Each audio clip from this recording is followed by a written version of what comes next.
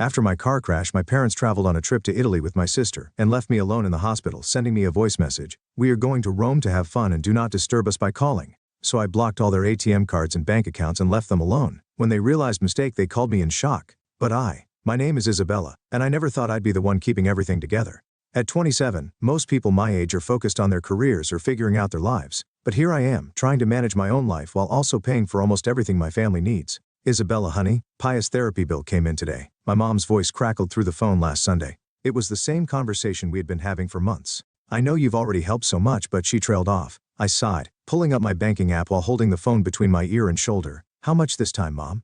How we got here is a simple story, but living it hasn't been easy. My sister Katie, who is 3 years older than me, had what my mom calls a career setback a year ago. That's putting it nicely. The truth is, Katie had a complete breakdown when she didn't get the promotion she wanted. Instead of handling it professionally, she quit on the spot, burning bridges faster than a wildfire. "I can't believe they picked Brianna over me," Katie had sobbed into my shoulder that day. "Do you know how long I've worked there? How hard I've tried?" I remember sitting in my new apartment, the one I was so proud to rent after graduating, listening to her rant. I thought she'd calm down in a few weeks, maybe even find a better job. That's not what happened. 7 months passed while she processed everything. Then another 7 months of only applying to certain jobs. That's how my parents explained her unemployment. Meanwhile, I was the one making sure my parents' bills got paid, their fridge had food, and Katie could keep seeing her therapist 4 times a week. "The therapy is really helping her," Mom would say as I transferred another chunk of my paycheck to their account. "She's making progress." Progress? From where I stood, all I saw was more money leaving my bank account. I saw my sister sitting around at our childhood home, scrolling through job listings with crazy requirements, like jobs that had 5-day weekends and unlimited vacation time. Meanwhile, I was working overtime at my marketing job, taking on extra clients, and barely having time to breathe. This past year has been exhausting for all of us. I could see the stress on my parents too. Mom's face had more worry lines, and Dad's shoulders slumped lower every time Katie turned down another job for not being good enough. Looking at my tired parents, I knew we all needed something good to look forward to. That's when I started planning a trip to Rome, just for the 3 of us. I spent weeks organizing everything down to the smallest detail, the perfect hotel, private tours and experiences just for them. A cheese tasting tour for Mom. She had always dreamed of trying real Italian cheese. A vineyard and wine tour for Dad. He loved a good glass of red. I thought this trip would be perfect. A way for us to forget the stress and create happy memories. I imagined us walking along the Trastevere, sharing wine at cozy cafes, and finally seeing my parents smile again without worry on their faces. But life can change in a second. One moment, I was driving to meet a client, thinking about my presentation and our trip the next day. The next, there was a loud crash.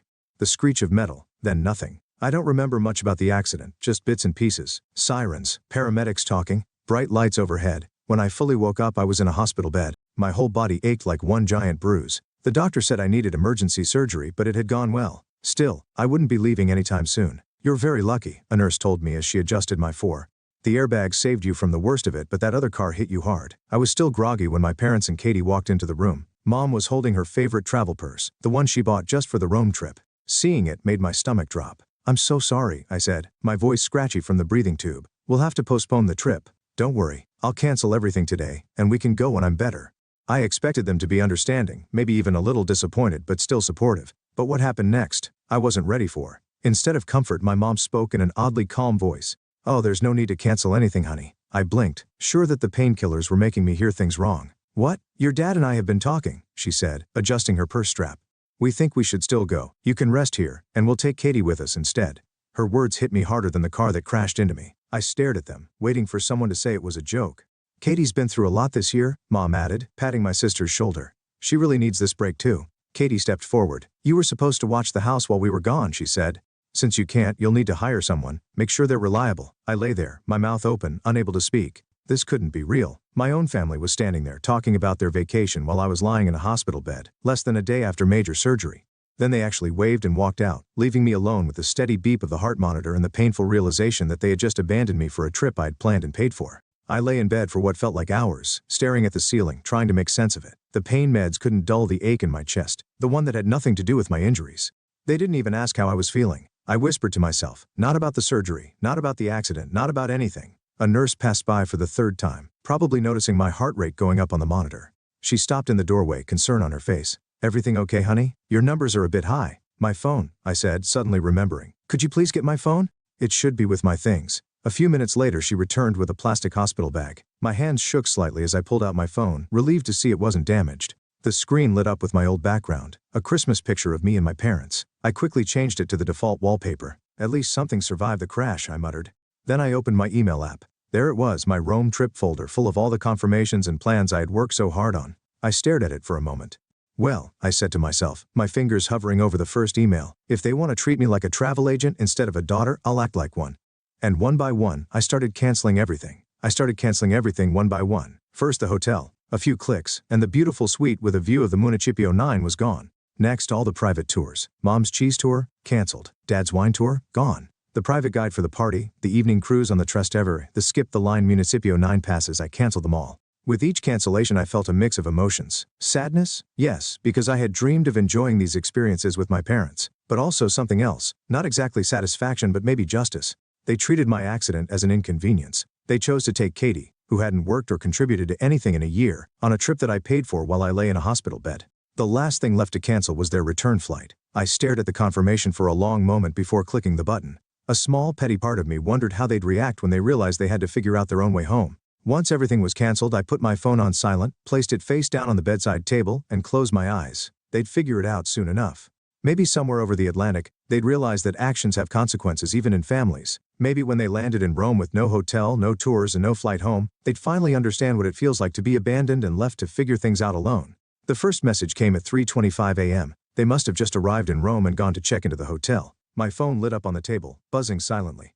Despite the pain in my ribs, I smiled a little. By breakfast, I had 15 missed calls. By lunch, 40. The messages started piling up too. I kept a little tally on the back of my hospital meal menu just for fun. Missed calls, Mom 25, Dad 18, Katie 48, text messages 50 and counting, voicemails 21. I smirked. Let's see what's so urgent that they'd blow up a hospital patient's phone. When the count passed 51, I finally picked up my phone, wincing as I moved. Katie's messages were first. How could you be so cruel and selfish? We're standing in the hotel lobby with nowhere to go. You're absolutely heartless. Then Mom, Isabella, I am so disappointed in you. This isn't how we treat family. We've never done anything like this to each other before. I don't understand why you're doing this to us. We're your parents. I stared at the screen, shaking my head. Now they wanted to talk about family? I couldn't help but laugh, even though it hurt my stitches. We've never done anything like this to each other before. Really? What about leaving your injured daughter in the hospital to go on a vacation she paid for? Dad's messages were shorter but just as demanding. Call now. Fix this immediately. Your mother is crying. The phone wouldn't stop buzzing. New messages popped up faster than I could read them. The hotel won't let us check in. Where are our tour reservations? What do you mean you canceled the return flights? Answer your phone right now. I was reading a particularly nasty message from Katie about how I had ruined everything when Dr. Olivier walked in looking serious. Miss Wilson, your phone has been ringing nonstop for hours. This is a hospital, not a call center. We need a quiet environment for all our patients. I felt my face heat up with embarrassment. I'm sorry, doctor. It's just before I knew it, I was explaining everything, the accident, the Rome trip I had planned, how my family reacted, and how I canceled everything. He listened carefully, his expression growing more and more concerned. Then my phone rang again. My mom's name flashed on the screen. Without hesitation, Dr. Olivier picked it up. Hello, this is Dr. Olivier from Memorial Hospital. I need to ask you to stop calling. Your daughter needs rest and is about to have a second surgery. Even from across the room I could hear Mom's sharp voice through the speaker. I don't care about any operation. Put my daughter on the phone right now. She needs to fix what she did to us. Dr. Olivier's face shifted. First shock, then disbelief, then anger. Without another word he hung up. I'll be keeping this until after your surgery, he said firmly, slipping my phone into his pocket. You need to focus on healing, not dealing with this. For the next few days everything was a blur of pain meds and sleep. Without my phone I had no idea what was happening with my family in Rome, but honestly, the silence was healing in its own way. But life has a funny way of surprising you. Knock knock. On my 4th day after surgery, Corinne from marketing peeked into my room. We brought contraband, she whispered with a grin. She and Nick from accounting sneaked in real coffee from the cafe down the street. The next day Brittany and James from my team showed up with magazines and office gossip. The day after that my cousin Mary, who I hadn't seen in months, came by with homemade soup. We've got a schedule worked out, Brittany said, holding up a color-coded spreadsheet on her tablet. Someone from the office will stop by every day. We can't have our best project manager getting lonely. For the first time in a long time I felt cared for. I felt tears fill my eyes. You guys didn't have to do this. Oh please. James waved off my protest. After all the times you've helped us out, this is nothing. Even my boss, Mr. Ryan, had called the hospital himself. Isabella, don't worry about a thing, he said in his usual gruff voice, though it sounded softer than usual. The accident happened during work hours, so our insurance covers you. You'll get a good payout. It should help with your recovery and more. On my 5th day without my phone, Dr. Olivier returned and placed it on my bedside table. I think you're strong enough to handle this now, he said, but I'd understand if you wanted to leave it off a little longer. I picked it up with shaking hands. Over 125 missed calls, countless texts, dozens of voicemails. I started reading from the beginning, watching how their messages changed over time. The first ones were pleading. "Isabella, you have to understand our side, we're family, we can work this out." Then came the guilt trips. "How could you embarrass us like this? We don't deserve this treatment." And finally the anger. "You won't believe the dump we're staying in," Katie wrote. "There are bedbugs. Dad's sleeping on a cot. We hear gunshots at night." Mom's messages were just as dramatic. "We can barely afford food. We're eating from street vendors like homeless people. We haven't gone on a single tour or seen anything properly. Is this what you wanted? To make your parents suffer?" The latest message was a demand for return tickets home, followed by multiple threats about what would happen if I didn't fix things immediately. I sighed and placed the phone face down on the table, just as another knock came at my door. It was Sophie from HR holding a deck of cards and a bag of cookies she had smuggled in. "Ready to learn poker?" she asked with a grin. I looked at her, then at my phone, and I made a choice. I turned my phone off completely and smiled. "Deal me in." I was actually having a good day when they burst in. My physical therapist had just finished our session, and I felt proud of myself. I had managed to walk a few steps on my own. Then I heard it, the sound of rolling suitcases on the hospital floor. My only warning. Seconds later they stormed into my room like a hurricane. "How dare you?" Mom's face was red with fury, still in her travel clothes. "How dare you do this to us?" Right behind her, Katie dragged her designer suitcase, eyes blazing. The suitcase Katie was dragging? I had bought it for her last Christmas. Dad stood in the doorway, looking both angry and embarrassed. Nurse Kate, who had been adjusting my four, quickly stepped between them and my bed. "Lower your voices. This is a hospital, not a circus tent." But they didn't listen. 3 weeks of frustration exploded out of Katie like a burst dam. "She's fine here." Katie threw her hands up, motioning around my private hospital room. Look at her, lying in a clean bed, getting 3 meals a day while we suffered. Something inside me snapped. Maybe it was the painkillers giving me courage, or maybe I had finally had enough. Suffered. My voice was quiet but sharp. "Let's talk about suffering, shall we?" The room fell silent. For the past year I have worked myself to exhaustion, paying the bills, buying groceries, covering Katie's therapy sessions while she sat at home, turning down perfectly good jobs because they weren't perfect enough. Mom opened her mouth to speak. I raised my hand. "Not this time. I planned this trip as a gift. I spent months organizing everything. I paid for it all with my own money. Then I got into a serious accident, needed emergency surgery, and what did you do? Did you ask how I was feeling? Did you care if I was okay? No. You took Katie, the person who hasn't contributed a single penny to this family in over a year, on my vacation while I lay in a hospital bed." I could see the first flickers of shame on Mom's face, but it didn't last long. "You can afford to go to Rome anytime," she snapped. This might have been our only chance. Then Katie, my own sister, delivered the final blow. "Besides, you might have been left disabled after the accident. Then you definitely would have canceled everything." That's why I convinced Mom and Dad we should go while everything was still paid for. The room went dead silent. Even Mom looked shocked. My fingers trembled as I reached for the call button. The speaker crackled. "Security, please. I need 4 people escorted out of my room, and I want them added to the restricted visitors list." "Isabella, don't you dare." Mom started, but it was too late. 3 security guards stepped into the room. "This patient is recovering from major surgery." One of them said firmly, "I'm going to have to ask you to leave." I watched as they were led away. Mom's angry voice echoed down the hall. Dad's silence said everything. Katie's protests faded as they disappeared from sight. The next day, I did something I should have done months ago. I blocked their numbers, all of them. My finger hovered over Dad's contact for a moment longer than the others. But in the end, his silence had been just as painful as their actions. Then I opened my banking apps. I canceled all the automatic payments I had set up for my family. No more monthly transfers for Katie's therapy. No more paying their utility bills. No more grocery money. I felt lighter, like a weight had been lifted off my shoulders. For the first time in a long time I could breathe. 3 weeks later, I was discharged from the hospital. When I finally got home, my apartment felt like a sanctuary. My work friends had cleaned it, stocked the fridge, and even put fresh flowers on the kitchen counter. No family drama, no guilt trips, no financial demands. Just peace and quiet. I focused on getting better. I did my physical therapy exercises. I started working remotely. Slowly life fell into a rhythm, one that didn't revolve around fixing my family's problems. Then, about a month after I left the hospital, my phone buzzed with messages from cousins and family friends. Mom had taken her complaints to Facebook.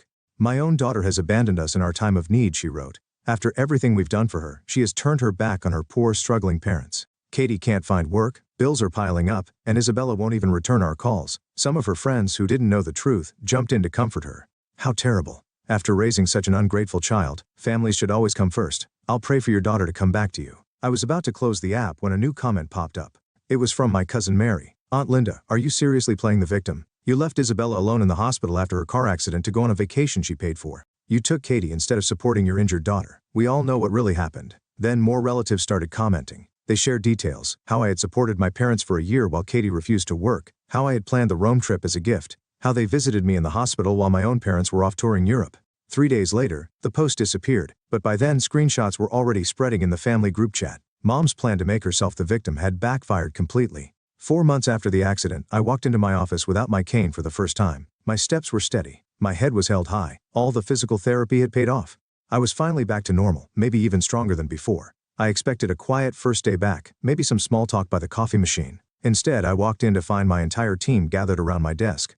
A massive cake sat in the middle of the celebration. "Welcome back, Isabella." They all cheered. I walked in, and the cake took my breath away. 3 beautiful tiers of vanilla and chocolate decorated with fondant flowers. On top, a tiny figurine of a woman standing tall. My eyes filled with tears. "You guys." I started, but I couldn't finish. Corrine pulled me into a gentle hug while Nick started cutting the cake. "Oh, and this came for you," Brittany said, handing me an envelope. It was from the insurance company. I opened it right there, surrounded by my work family, and nearly dropped it when I saw the settlement amount. There were more zeros than I had expected. That night, sitting in my apartment with a piece of leftover cake, I opened my laptop and started browsing travel sites. The same luxury hotel in Rome I had booked before popped up in my search results. Without hesitation, I checked availability for 4 months from now. "Single room this time," I murmured to myself, smiling as I clicked book now. Next, I booked the tours, the same ones I had planned before, but this time designed for a solo traveler. The cheese tour, the wine tasting, the private party guide. I booked them all. This time, every experience would be exactly what I wanted, no compromises. My phone buzzed. Another attempt from my family, a text from Mom, "We miss you." A voicemail from Dad, an email from Katie. Earlier that week, they had even sent expensive flowers to my apartment. I had thrown them straight into the dumpster. The last message was from an unknown number. "Isabella, it's Mom. Please talk to us. We're still family." I deleted it without responding. Turning back to my laptop, I saw the confirmation emails rolling in. Hotel, tours, flights, but this time seeing them didn't fill me with stress or worry. I wasn't planning for anyone else. I wasn't managing anyone's expectations. I felt nothing but excitement. Moving my laptop aside, I walked to the window and looked out at the city lights. 3 more months, and I'd be walking the streets of Rome, eating at cafes, visiting museums, making memories, my own memories on my own terms. My phone buzzed again. Another call from an unknown number, undoubtedly another family member. I didn't even look at it. Instead, I closed my laptop and smiled. I opened my photo gallery and deleted the old family pictures I had been holding on to. It was time for new photos, new memories, new adventures. Sometimes the family you choose, friends, coworkers, and kind strangers who become more than strangers, matters more than the family you're born into. I had learned that the hard way, but standing there planning my solo trip, I knew one thing for sure. I would never forget it. After listening to today's story, perhaps it has raised some new questions in your mind, or maybe it has brought back some old memories. Every day on Reddit, new experiences and moments create fresh stories, and they connect all of us. Everyone has their own unique journey in life, and we all try to understand the world in our own way. These kinds of moments remind us that we are all human, sometimes happy, sometimes sad, and always learning something new. If you enjoyed this story, feel free to share it with your friends. Your thoughts and feedback are always valuable to us, as they motivate us to create even better content. Every story has its own unique angle, and our goal is to understand everyone's perspective and make our content diverse and relatable. Stories like these help us realize that life's journey is different for everyone, and by hearing other stories, we learn something new. You can also share your own stories with us. Your experiences are valuable to us as well, and if you enjoyed this video, please leave your feedback. We aim to create content that brightens your mind and gives you new ideas every time. If you've already seen this video before, your feedback is still important. With every piece of feedback, we can improve our content and bring a new perspective to our viewers. Today, what we saw was just a small part of the many stories shared on Reddit and across the world. It's a reminder of how we all try to understand life by sharing our experiences with each other. This video was only an example of how we try to connect with others through storytelling, learning about different sides of life. We hope to continue sharing such stories that help us all learn and grow together. Thank you for your time, and don't forget to keep an eye out for more stories coming soon. If you haven't already, please like and follow for more amazing content. Your support keeps us going, and we will strive to bring you more thought-provoking and heartwarming stories. Until next time, take care and stay curious. **